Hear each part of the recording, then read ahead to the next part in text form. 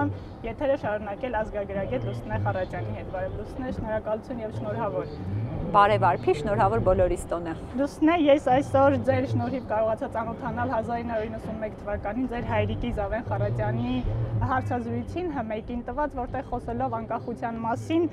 նա նշել էր, որ անկախությունը շատ կարևոր արժեք է, բայց այն պետք է իր հետ բերի նաև ազատություն։ Ուզում եմ խոսել այս կոնտեքստով։ Մենք 25 տարիների ընթացքում կարողացանք անկախությանը զուգահեռ բերել այդ ազատությունը Հայաստան։ Հիմա, երբ հետ եմ նայում այս 25 տարվան, որ անցել եմ, եւ փորձում եմ համեմատել, այն ինչ կար սկզբում եւ այն ինչ ունենք այսօր, կարող եմ ասել, որ այնուամենայնիվ որոշակի առումներով մենք ունենք ազատություն։ Առաջի հերթին ազատություն է արդեն այն փաստը, որ մենք ապրում ենք մեր ազգային պետությունում, որպես ազատ քաղաքացիներ, ազատ խոսում ենք մեր լեզվով, կրթությունը, քաղաքականությունը, եթերը եւ ամեն մնացած բանը իրականացնում ենք մեր լեզվով, որը նույնիսկ սովետական ժամանակ, չնայած Հայաստանը բավականին ամուր էր լեզվական առումով, այդքան այդպես չէր եւ այսինքն ունենք եզակի հնարավորություն մեր լեզվով, մեր մշակութային տարածքում զարգացնելու մեր ազգային ինքնությունը, մեր ազգային մշակույթը եւ մնացած այլ բաղադրիչները։ Հիմա ինչ վերաբերվում է քաղաքացուն, որովհետեւ ազատությունը դա առաջին հերթին զգացողություն է, որը մարդը կամ ունի կամ չէ։ Այսինքն մարդը կամ ազատ է կամ չէ։ Միջին ըստ իս չի լինում ազատության հետ կապված։ Ես գտնում եմ, որ մենք ունենք սերունդ, որը արդեն բավականին ազատ է։ Եթե նայենք վերջի շրջանի գնաց ամեն տարի մեր ունեցած քաղաքացիական տարբեր շարժումներին, տեսնում ենք, որ կա մի կորիս կամ մարդկանց թիվ, որը այնքան ամուր է ազատության մեջ, որ կարողանում է ազատորեն կանգնել եւ պայքարել իր գաղափարների եւ իր ազատությունների համար։ Միգուցե նման մարդիկ դեռևս թվով մեծ չեն, շատ չեն, բայց կարծում եմ նրանք այնուամենայնիվ արդեն կարող են վճռորոշ ինչ-որ զանգված լինել եւ փոխել Հայաստանում գործող դիսկուրսը։ Կարծում եմ, որ այդ ազատության կրողները հիմնականում արդեն անկախության տարիներին ծնված մարդիկ են, որովհետև անգամ ես, որ չեմ կարծում դեռ շատ կյանքիս մեծ մասը ամեն դեպքում ապրել եմ անկախ Հայաստանի օրոք, միևնույն է այդքան ազատ չեմ, ինչքան այն երիտասարդները, որոնք ծնվել են անկախությունից հետո։ Իրենք ողնաշար են, որի շուրջ կարելի է կառուցել ավելի ազատ երկիր։ Շատ լավ, Լուսինե, հենց ձեր պատասխանից էլ հաջորդ հարցը։ Մենք ապրում ենք գլոբալ աշխարհում, գլոբալ զարգացումների տենդենսների մեջ։ Այ ինչ պիտի անենք, որպեսզի անհերքելի իրականություն է գլոբալիզացիան, ինչ անենք, որպեսզի այս փոփոխվող աշխարհում մենք կարողանանք հարատևել որպես պետություն ու որպես անկախություն, պետականություն, ինքնություն ունեցող միավոր։ Հարթ հարց է, որովհետև մենք ունենք փորձ բազմիցս տարբեր պետությունների կազմում լինելու եւ գլոբալացումն էլ այնպիսի բան է, որից ոչ ոք այսօր չի կարող խուսափի եւ ուզես թե չուզես պետքա հաշվի նստես այդ իրողությունների հետ։ Ինձ թվում է գլոբալացող աշխարհի մաս կազմելու համար նախ չպետք է վախենալ այդ գլոբալացող աշխարհի բերած խնդիրներից, այլ պետք է փորձել այդ խնդիրներին տալ տեղական լուծումներ։ Ինչքան մենք փորձենք թաքնվել, այդ խնդիրներից եւ ասել, որ այ գլոբալիզացիան փչացնում է մեր արժեքները կամ ինչ որ խնդիրներ է առաջացնում, այնքան մենք ավելի կխորանանք մեր նեղ վախերի ու նեղ խնդիրների մեջ եւ չենք կարողանա օգտվել նաեւ գլոբալիզացիայի բերած ավելի լայն հնարավորություններից։ Այսինքն ինչքան ճկուն լինենք եւ փորձենք գլոբալիզացիայի տենդենսներին զուգահեռ մենք էլ գլոբալանալ, բայց զուգահեռաբար պահենք մեր ազգայինը, այնքան շատ ավելի ամուր կլինենք եւ ուժեղ կլինենք եւ ճիշտ է միգուցե այսօր կարծում եմ միևնույն ժամանակավրեպ չէ, էլի ուզում եմ հորս հղել, որովհետեւ արդեն 92-ին հունվարին, ինքը հունվարի 22-ին է մահացել, բայց մահվանից առաջ մի հոդված էր գրել, որը լույս տեսավ հունվարի 24-ին 92-ի եւ այնտեղ ինքը մի այսպիսի տող ուներ, որը կուզեմ կարդալ, որտեղ կարծում եմ դա ակտուալ է եւ գլոբալ միտումներում եւ այսօրվա մեր դիսկուրսում։ նյութականից եկող եւ նյութականին հանգող ամեն տեսակի տրտունջ ժամանակավոր, ուստի եւ չպատճառաբանված ախուվախ է։ Հացի խնդիրը երբեք չի խեղել հայ ժողովրդի անկոտրում ոգին եւ այժմ էլ չի կարող դառնալ հայոց հոգուց։ Ոչ միայն հացիվ, հակառակ դեպքում մենք տանուլ կտանք Մաշտոցի սկսած շախմատային խաղը։ Այսինքն, եթե մենք շարունակենք եւ մենք ասելով նկատի ունեմ թե մեր իշխանությունները, թե մենք որպես երկրի քաղաքացիներ, ամեն մեկս մեր տեղում, եթե շարունակենք լուծել զուտ հացի խնդիր, մենք եւ գլոբալ միտումներից դուրս կմնանք աշխարհի եւ ընդհանրապես մեր ապագան տանուլ կտանք։ Երբ որ մենք դադարենք այդ մոդում, գործելու, հացի խնդիր լուծելու մոդում եւ մտածենք մի քիչ ավելի լայն, եւ դա նկատնում եմ եւ կոռումպացված իշխանավորներին եւ օլիգարխներին եւ հասարակ քաղաքացիներին եւ Հայաստանը լքելու որոշում կայացնողներին ամեն մեկիս մեր տեղում,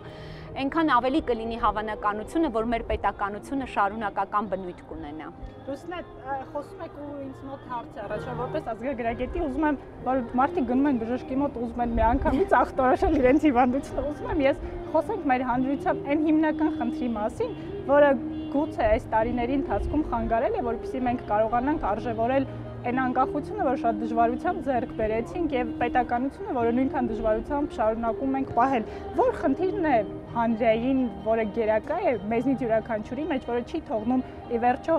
հասկանալ, արժևորել, վայելել անկախությունը եւ աշխատել, քայլել, կատարել այդ անկախությունը պահելու, զարգացնելու եւ այդ գլոբալ զարգացումների մաս կազմելու։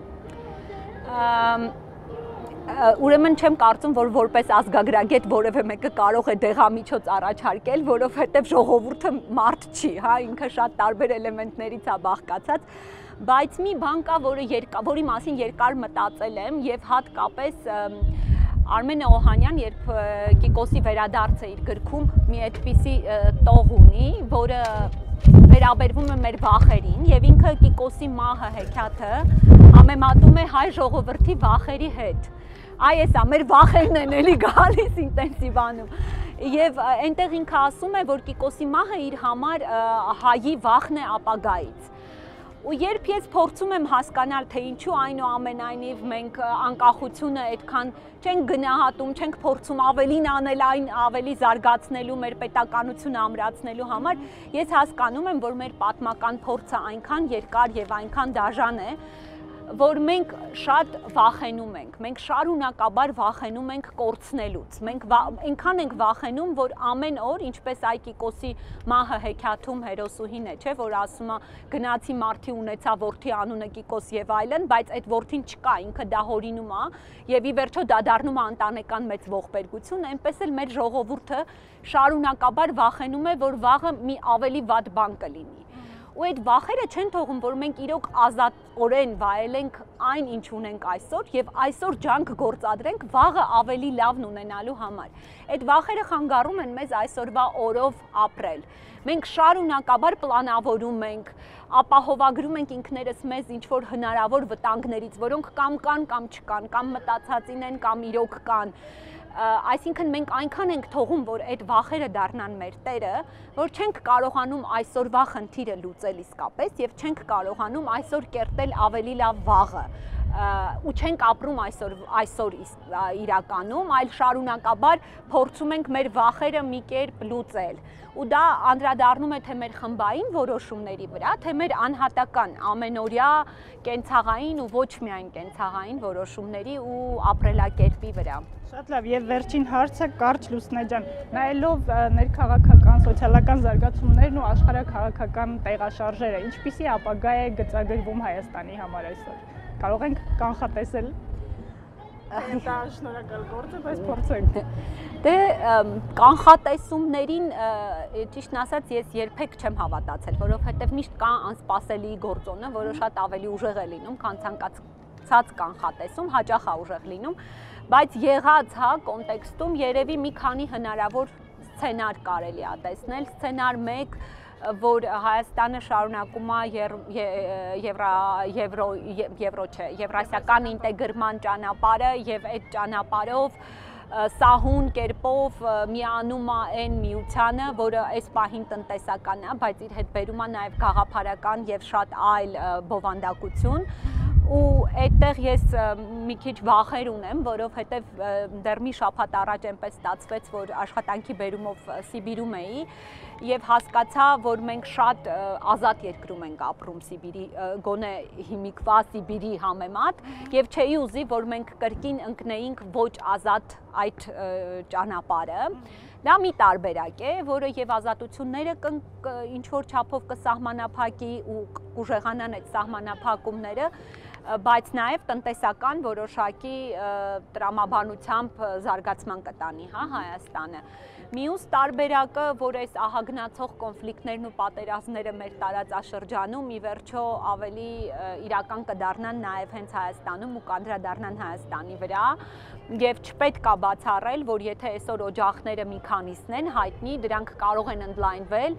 ինչը կարող է հանգեցնել ավելի մեծ փախստականական եւ ոչ միայն փախստականական հոսքի դեպի Հայաստան եւս։ Ու դա ամենավատ տարբերակն է, որովհետեւ այդ պատերազմական իրավիճակում զարգացման մասին խոսելը շատ ավելի քիչ հավանական կլինի։ Չորրորդ տարբերակը, որ Հայաստանում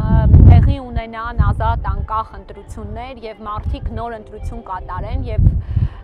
ընտրեն ինչ որ իշխանական ուժի, որը ես չգիտեմ որը կլինի, որովհետև այսօր դժվար է ասել, թե ով ունի ժողովրդի համակրանքի մեծամասնությունը, եւ այդ ուժը, որը գա իշխանության, միգուցե բոլորովին այլ ապագա պատկերացնի Հայաստանի համար եւ բոլորովին այլ ճանապարհով տանի Հայաստանին։ Հինգերորդ տարբերակը կարող է լինել ի վերջո օրինակ ավելի ռեգիոնալ, հա, ինտեգրման տարբերակ կարող է լինել նույն Իրանի հետ մեր այս վիզայի ռեժիմի բացումը եւ դրանից բխող ավելի ինտենսիվ տնտեսական կապերը, բայց ոչ թե եվրասիական արդեն միության տրամաբանության, այլ բոլորովին այլ տրամաբանությամբ։ Ամեն դեպքում այսօրվա իրավիճակում շատ տարբեր սցենարներ կան եւ չեմ կարող ասել եւ ընտրությունը մերն է որոշ չափով գոնե։ Շատ լավ, շնորհակալ եմ Լուսինեի, կրկին շնորհավորում եմ։